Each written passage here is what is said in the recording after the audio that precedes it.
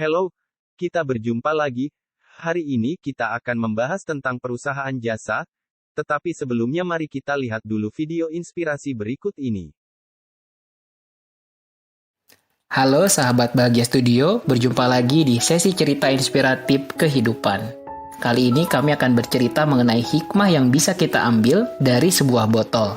Ini dia kisah lengkapnya. Sebuah botol jika diisi air mineral, maka harganya sekitar 5 ribuan. Jika diisi dengan jus buah, maka harganya sekitar 10 ribuan. Jika diisi dengan madu, harganya menjadi ratusan ribu. Bahkan jika diisi minyak wangi, harganya bisa mencapai jutaan rupiah.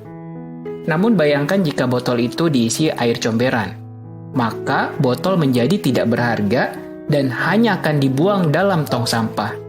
Sebagus apapun bentuk botol, jika isinya adalah air comberan, maka menjadi tidak berguna, bahkan tidak disukai, dijauhi, dan dibuang. Sama-sama botol, tetapi berbeda nilainya sebab isi yang ada di dalamnya juga berbeda. Botol itu sama seperti manusia, sedangkan isinya adalah karakter. Kita dilahirkan dengan fisik yang berbeda-beda, keluarga yang berbeda, suku yang berbeda, dan agama yang berbeda, sama seperti botol yang didesain dengan bentuk yang berbeda juga. Ada yang tinggi, ada yang pendek, ada yang berkulit putih, ada juga yang berkulit gelap, ada yang kaya dan ada yang miskin, dan lain sebagainya. Walaupun berbeda-beda, yang paling menentukan nilai adalah isi atau karakter dari diri kita.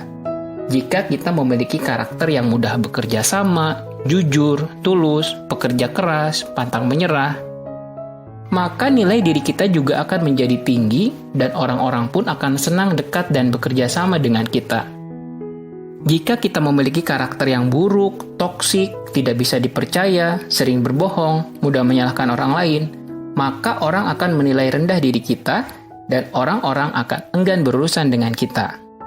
Walaupun kita memiliki wajah rupawan, memiliki kekayaan, jika karakter kita buruk, maka nilai kita menjadi rendah. Sama seperti botol yang bagus, namun berisi air comberan.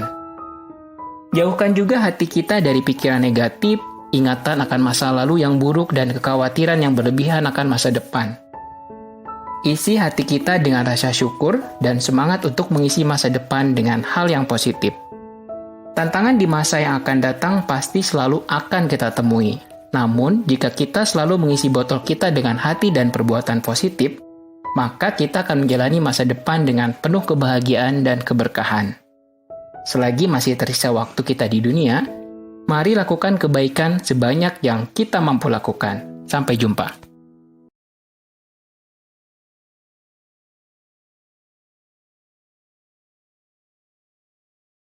Kita lanjutkan materi kita kali ini. Sebelumnya kita harus tahu dulu apa yang dimaksud dengan perusahaan dan jasa. Perusahaan adalah tempat di mana terjadinya kegiatan produksi sebuah barang atau jasa. Sedangkan jasa adalah suatu kegiatan ataupun tindakan yang tidak berwujud, tidak bisa diraba, namun bisa diidentifikasi, direncanakan dan dilakukan untuk memenuhi suatu permintaan dan juga kepuasan pelanggan. Jadi, perusahaan jasa adalah perusahaan yang produk usahanya berupa jasa bukan barang, misalnya pariwisata, pelayanan, dan sebagainya. Berikut jenis dan contoh perusahaan jasa. Yang pertama yaitu perusahaan jasa keuangan. Perusahaan jasa keuangan adalah kelompok perusahaan atau lembaga yang menyediakan produk di bidang jasa keuangan untuk masyarakat dan perusahaan lainnya.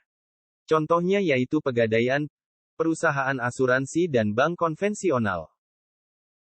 Jenis perusahaan jasa yang berikut adalah perusahaan jasa transportasi. Perusahaan jasa transportasi adalah perusahaan jasa yang merupakan bisnis jasa dengan menyediakan berbagai alat transportasi darat, laut, dan udara. Contohnya seperti PT Pelni ASDP dan sebagainya. Perusahaan jasa yang berikut adalah perusahaan jasa telekomunikasi. Perusahaan jasa telekomunikasi adalah perusahaan yang menawarkan layanan telekomunikasi untuk memenuhi kebutuhan komunikasi dengan menggunakan jaringan telekomunikasi, contohnya PT Telkom. Perusahaan jasa yang berikut adalah perusahaan jasa medis dan kesehatan. Perusahaan jasa medis dan kesehatan adalah jenis perusahaan yang menawarkan pelayanan jasa kesehatan. Contohnya, rumah sakit dan puskesmas. Yang berikut adalah perusahaan jasa desain. Perusahaan jasa desain adalah perusahaan yang bergerak di pelayanan jasa yang mengandalkan skill desain.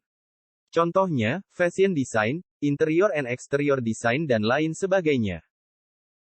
Yang terakhir adalah perusahaan jasa kebersihan.